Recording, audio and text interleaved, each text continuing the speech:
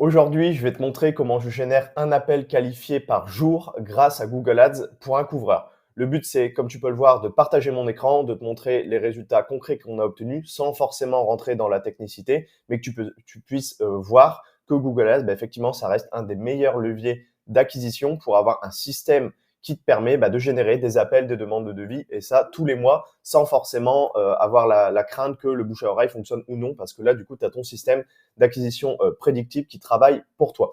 Avant de rentrer effectivement dans le compte Google Ads, je voulais revenir sur un petit détail, on va dire.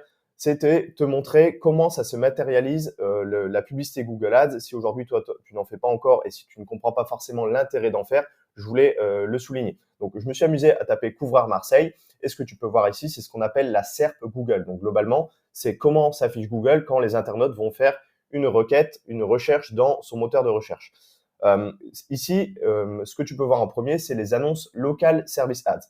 Alors, les annonces Local Service, elles apparaissent généralement sur mobile pour la simple et bonne raison qu'elles fonctionnent par téléphone, c'est-à-dire que les gens vont t'appeler par téléphone et elles vont être affichées uniquement quand tu fais une recherche d'une profession éligible. En l'occurrence, si tu es couvreur, tu sais très bien que tu peux exploiter Local Service Ads et tu aurais tort de ne pas le faire parce que dans tous les cas, tu payes que quand tu décroches le téléphone. Donc là, aujourd'hui, moi, je me suis amusé à taper Couvreur Marseille. Forcément, les annonces Local Service Ads ressortent et elles ressortent tout en haut des résultats de recherche sur Google. Donc toi, ton objectif, c'est évidemment d'être le plus souvent possible ici pour générer des appels.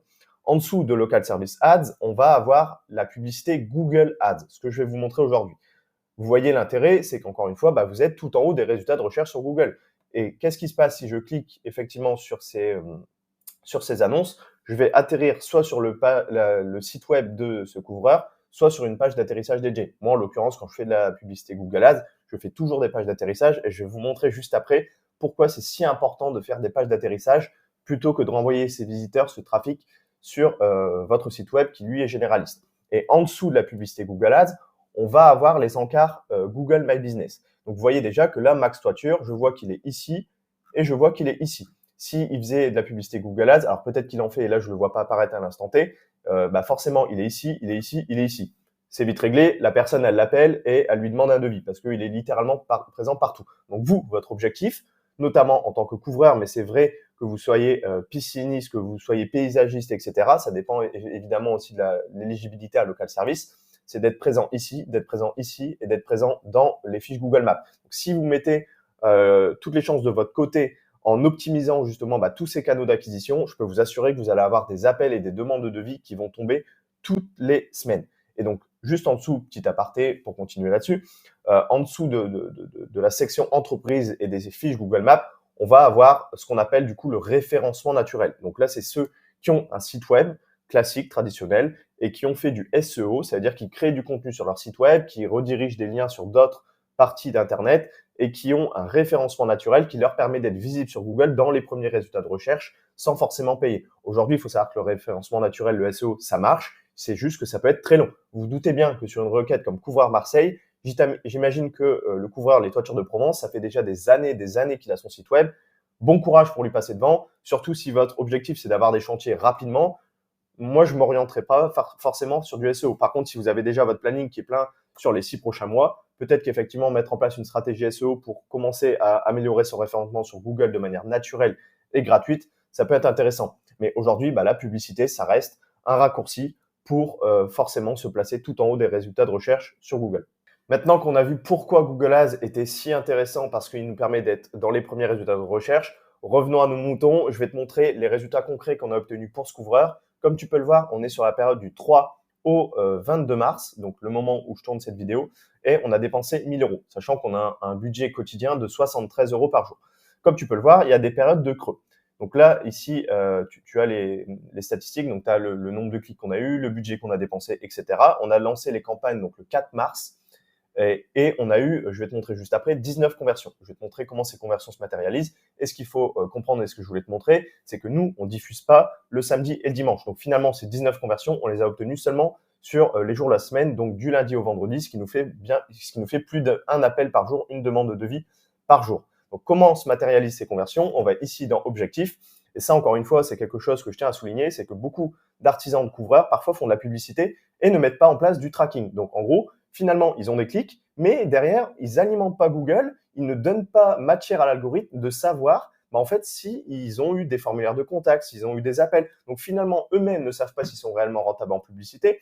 Et en plus de ça, ils ne donnent pas l'information à l'algorithme pour qu'il puisse s'améliorer afin de comprendre quel genre de clic a généré un appel ou une demande de devis. Donc ça, c'est super important à mettre en place. Ne faites pas de la publicité si derrière, vous ne mettez pas en place du tracking qui vous permet de remonter les informations pour comprendre si vous avez eu soit des formulaires de contact, soit des appels. Donc pour en revenir à nos moutons, comme vous pouvez le voir, on a eu 14 appels depuis la page d'atterrissage. Donc à quoi ça correspond? La personne va voir votre annonce sur Google, elle va cliquer, elle va atterrir sur la page d'atterrissage. Et sur la page d'atterrissage, on va avoir un bouton d'appel et les personnes vont tout simplement cliquer sur ce bouton et nous contacter. Et la conversion est comptabilisée à partir du moment où l'appel dure plus de 5 secondes. Donc ça, on en a eu 14. On a eu aussi 2 appels depuis l'annonce. Alors qu'est-ce que c'est un appel depuis l'annonce? Je vais vous montrer ça tout de suite.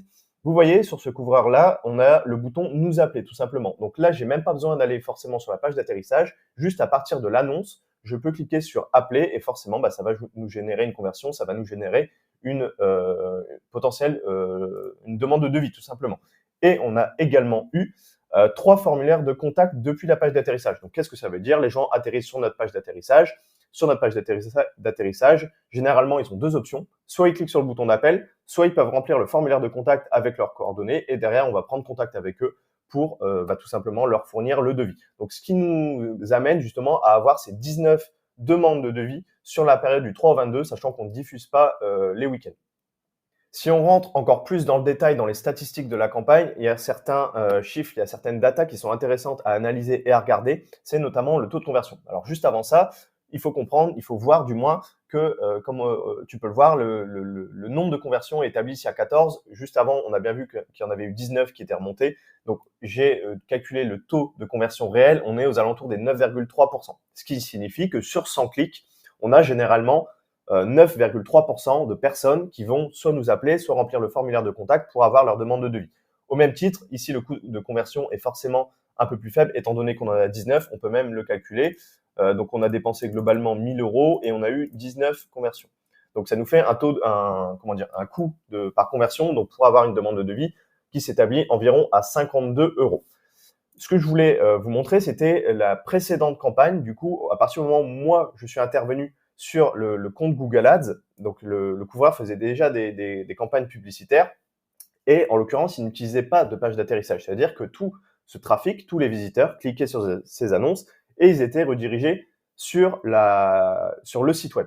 Donc moi, ce qui est intéressant de regarder, c'est qu'effectivement, le taux de conversion, il est influencé par la partie qui joue justement sur la conversion, c'est la page d'atterrissage. C'est-à-dire que obtenir des clics, obtenir du trafic, c'est bien. C'est-à-dire que ça nous permet d'être visible, d'avoir des clics. Mais derrière, tout ce trafic, tous ces visiteurs, il faut savoir le convertir. Et la partie conversion, ça passe notamment par la page d'atterrissage. Et comme là, tu peux le voir, on a un taux de conversion, comme je l'ai dit, de 9,3%. Maintenant, on va regarder sur la précédente campagne de combien était ce taux de conversion. Donc, ce qu'on voit ici, c'est la précédente campagne qui était active avant que je récupère le compte Google Ads. Et il y a une statistique, une métrique sur laquelle moi je veux m'attarder, c'est le taux de conversion. On voit ici que le taux de conversion, il est à 1,22%. On a vu juste avant que sur la campagne qui était active, la nouvelle campagne, on est aux alentours des 9%.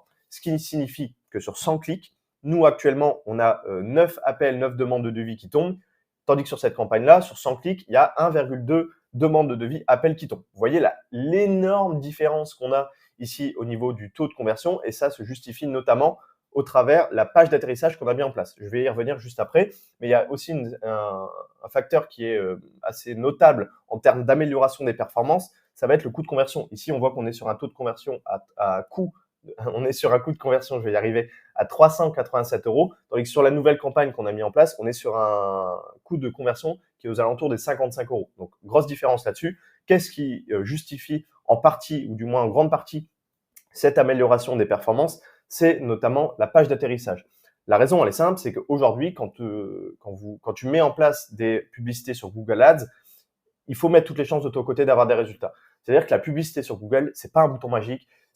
T'es pas assuré à 100% d'être super rentable, etc. Sinon, tout le monde serait millionnaire, tout le monde roulera en Porsche. Mais le but, c'est effectivement de mettre toutes les chances de son côté d'avoir des résultats. Et aujourd'hui, on sait que faire de la publicité Google Ads, ça coûte plus cher qu'il y a 5 ans. Et aujourd'hui, finalement, la conclusion de ça, c'est que juste faire de l'acquisition de clics, être visible et générer des visiteurs sur son site web, c'est pas forcément suffisant. Il faut intervenir aussi sur la partie conversion et pas uniquement sur la partie clic. Et la partie conversion, c'est la mise en place d'une page d'atterrissage. Pourquoi c'est pertinent et intéressant de mettre en place des pages d'atterrissage? C'est qu'aujourd'hui, quand vous faites des campagnes sur Google Ads, vous allez avoir différents groupes d'annonces. Donc, vous avez votre campagne.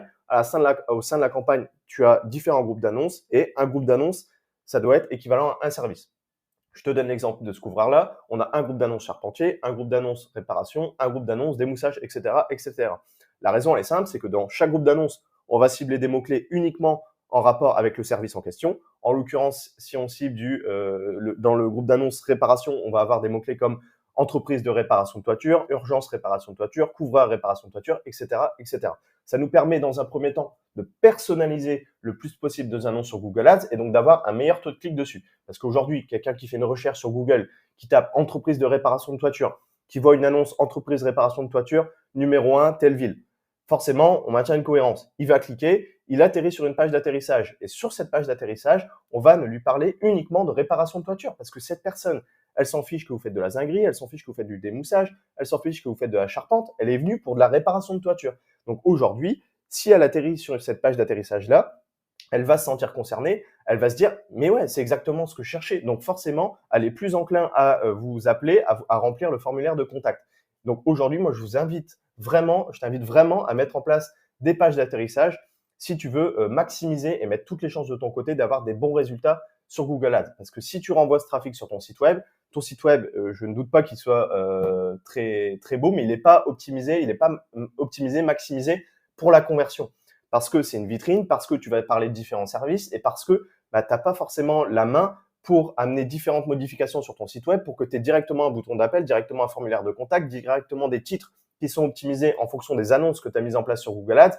Ton site web, c'est une vitrine, ça permet de professionnaliser ta présence en ligne, mais généralement, il n'est pas optimisé pour la partie conversion. Donc ça, c'est vraiment quelque chose que je voulais souligner et j'espère que à travers cet exemple, je t'ai montré que la différence à budget égal, finalement, elle peut être énormissime si tu fais les choses correctement, si tu interviens sur la partie conversion et si du coup tu cibles correctement tes annonces sur Google Ads et tu les personnalises pour maintenir vraiment une cohérence tout le long du parcours client.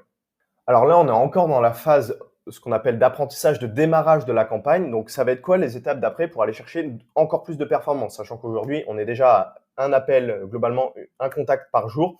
Le but, ça va être notamment de venir éliminer et filtrer les mots-clés qui sont pertinents ou non. Je m'explique. Aujourd'hui, dans la campagne, on a mis différents mots-clés. Le but, c'est de mettre des mots-clés qui ont à la fois un bon volume de recherche et qui sont transactionnels ou commerciales. C'est-à-dire que quand les gens tapent ces requêtes sur Google, le but, c'est que ça les amène à nous demander un devis ou un formulaire de contact et qui ne sont pas juste des touristes qui recherchent des informations sur la couverture. Donc, le but, ça va être d'éliminer les mots-clés qui sont les moins intéressants. Typiquement, si on voit que sur un mot-clé, on a dépensé 200 balles, on n'a pas eu une conversion, hop, ce mot-clé-là, on le coupe et on conserve uniquement les mots-clés les plus intéressants. Ce qu'on va faire aussi, c'est que au niveau des zones, on va pouvoir surpondérer potentiellement le budget sur les codes postaux sur lesquels on a eu le plus de conversions. Je vous donne un exemple. Là, ce qu'on peut voir, c'est que sur le code postal, par exemple, 13013, on a un CPC, donc un coût par clic à 3,98 €, ce qui est relativement faible par rapport aux autres codes postaux. On a eu 2 conversions, on a un taux de conversion à 14%. Bon, peut-être que c'est intéressant de surpondérer ce code postal-là. À l'inverse, peut-être qu'il y a des codes postaux sur lesquels je vais me rendre compte qu'on a dépensé 150, 200 €, on n'a pas eu une seule conversion, le coût par clic il est super élevé. Bon, ce code postal-là, je le mets en exclusion. C'est effectivement l'approche que vous devez avoir afin d'optimiser votre compte Google Ads et d'avoir à terme vraiment une machine qui est super optimisée, qui correspond à votre marché, qui correspond à votre secteur, qui va vous permettre d'aller chercher le plus de résultats, le plus d'appels, le plus de formulaires de contact possible. Là, aujourd'hui, on a dépensé encore, entre guillemets, trop peu de budget pour tirer vraiment des conclusions, mais c'est le but, c'est l'analyse du moins que je vais avoir à faire dans les prochains jours afin vraiment d'aller chercher le plus de résultats possible. Donc, la première optimisation, c'était les mots-clés. Là, ce que je vous ai montré, c'est au niveau des zones, des codes postaux, de surpondérer le budget sur certains codes postaux ou à l'inverse, de mettre des codes postaux en exclusion ou baisser un peu le budget sur ces codes postaux. Et ce qu'on va avoir aussi à faire, c'est au niveau du calendrier de diffusion. Typiquement, je vous ai expliqué que le samedi et le dimanche, on diffuse pas. Pourquoi on diffuse pas? Parce que moi, déjà, je sais que par mon expérience, c'est pas forcément cohérent de diffuser le week-end.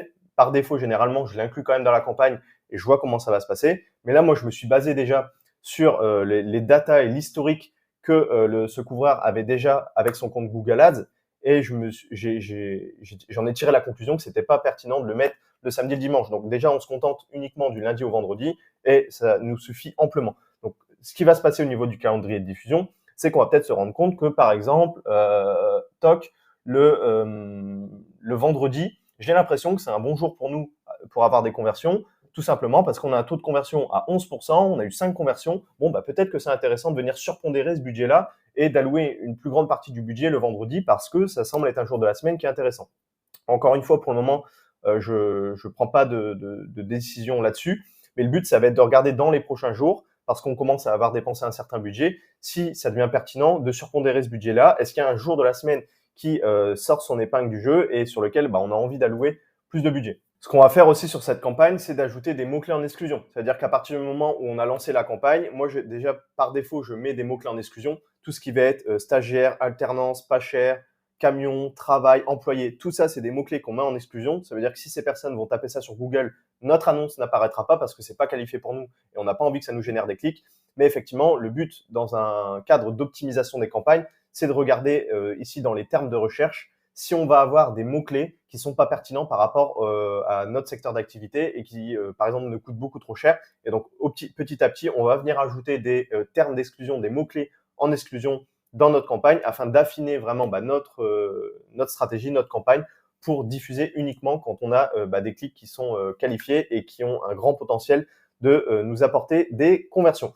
Je pense avoir globalement tout dit et du moins avoir soulevé les points importants pour vous montrer que des campagnes Google Ads, ça fonctionne, c'est pas une arnaque. Le but, c'est de mettre toutes les chances de votre côté d'avoir des résultats, ça veut dire avec des bonnes annonces, avec des mots-clés qui sont choisis scrupuleusement, donc des mots-clés qui ont à la fois un bon volume de recherche et qui sont transactionnels, de mettre en place des pages d'atterrissage, et puis derrière, d'avoir un bon suivi pour affiner votre compte et s'assurer de mettre toutes les chances de son côté, d'avoir un maximum d'appels qui tombent tous les jours et venir aussi contrôler, ça je ne l'ai pas encore mentionné, mais le but aussi c'est de venir baisser le plus possible ce coût par clic dans le temps pour avoir un meilleur retour sur investissement forcément qui va s'établir.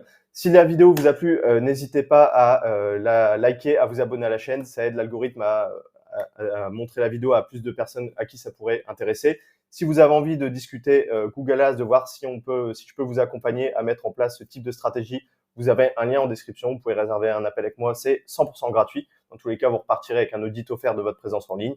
Et je vous dis à la prochaine. C'était Quentin. Ciao.